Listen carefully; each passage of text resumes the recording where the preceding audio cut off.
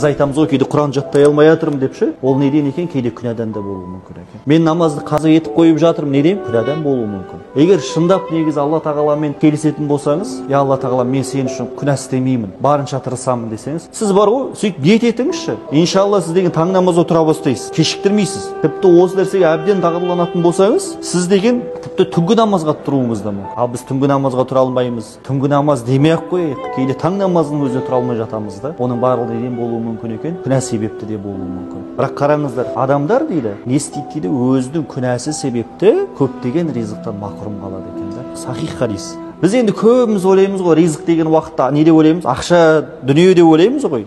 Негізі ризық деген ұғым өте кең шариғатта. Сіздің көзіңіздің көруі ризық ол негізінде.